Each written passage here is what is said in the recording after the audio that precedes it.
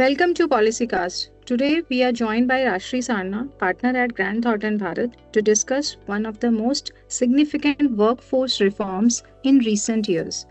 The introduction of four labor codes, which came into effect on 21st November 2025, consolidating 29 existing central labor legislations.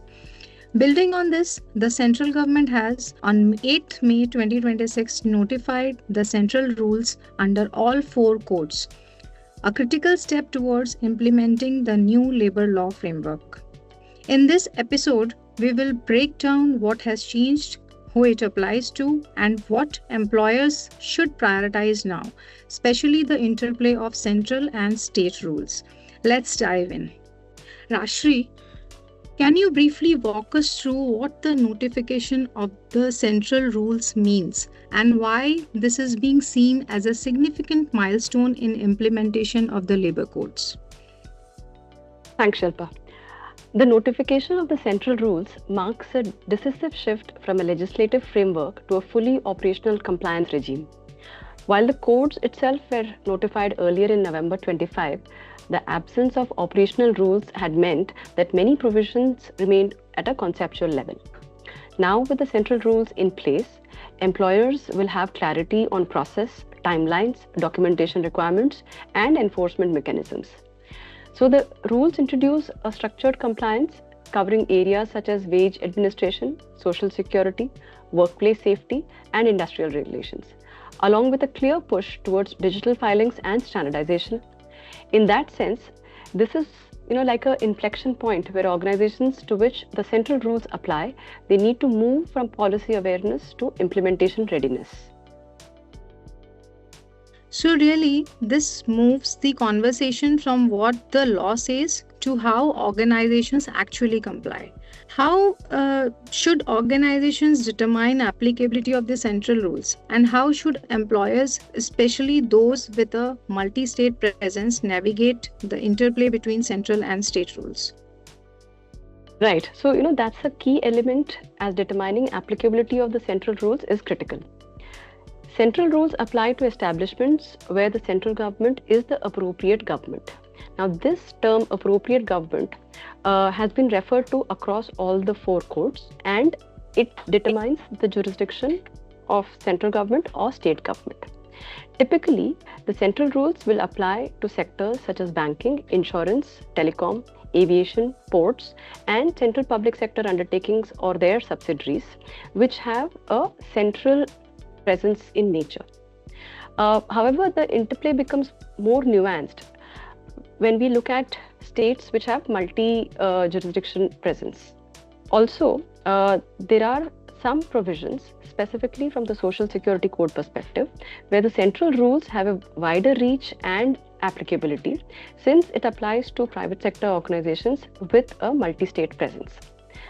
So, for many organizations, compliance may not be a binary choice between central or state rules. It is a dual tracking exercise. Employers will need to assess applicability code by code and simultaneously monitor notifications of the rules by the relevant or union territory in which they have presence.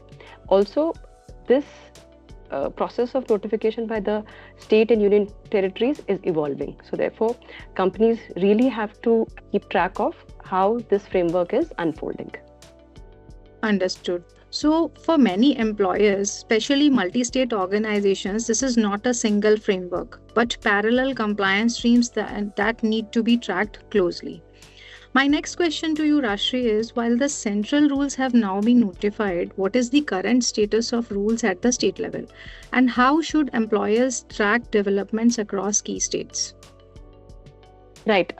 Building from the last question and my response, important for the audience to understand that labor is a subject under the concurrent list of the Constitution, which means both the central government and the state governments have the authority to legislate on all matters related to labor.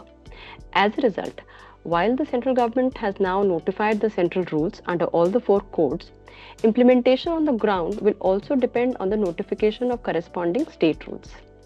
At present, states and union territories are mostly yet to notify their final rules, although majority have already issued the draft rules and are in the process of finalizing them following stakeholder consultations. So this includes key states like Maharashtra, Haryana, Karnataka, Delhi, etc., where draft frameworks have been under active consideration and it is in the public domain. From an employer's perspective, this sort of places us in a transitional phase. Central framework is in place, but full operationalization will be gradual and state-driven. Organizations, particularly those with a multi-state presence, should therefore adopt a structured approach to monitor state notifications, assess applicability, and plan for implementation across jurisdictions. Very well explained, Rajashree. So while the central rules firmly set the direction, the pace and the contours of implementation will also be shaped by how states operationalize their rules. What are the important shifts introduced through the central rules across courts, particularly from a compliance and governance perspective? I think the most notable shift is the move towards process-driven compliance with accountability. This is at a broad level. Across codes, what we see is defined timelines, structured workflows, and clear procedural safeguards for the organization as well as the employees or the workers who are the beneficiaries. For instance, under the Code on Wages, there is now a stricter due process for wage deduction, settlement of dues on employees' exit from the organization, whether by way of resignation, termination, or otherwise. Under the Social Security Code, there is greater clarity on returns, registrations, and the benefit administration, alongside expansion of the coverage based on the new definition of wages, which is uniform across all the 4 codes. Similarly, the OSHWC rules formalize health, safety, and welfare obligations with clear compliance structures, while the Industrial Relations Code introduced detailed process for standing orders, union recognition, and worker engagements. Now, through the digital framework to carry out these compliances is still awaited, the common thread is clear.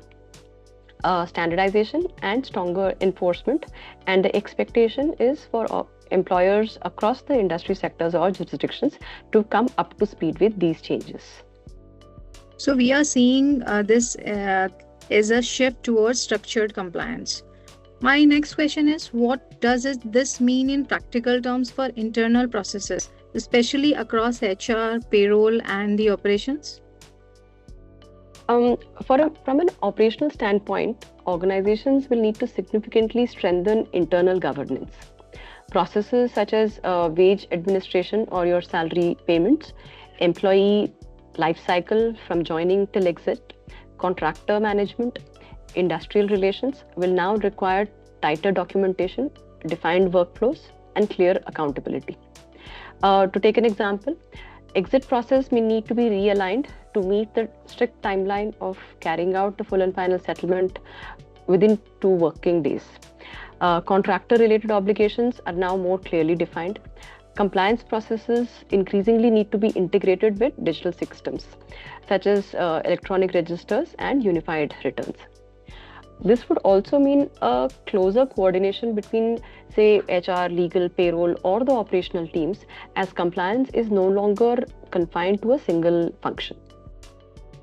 Well, so an integrated approach to compliance will be required now across different functions like HR, legal, finance, and operations within an organization. As the organizations prepare for implementation, what are the top actions you would recommend employers prioritize immediately? I would highlight 3 immediate priorities.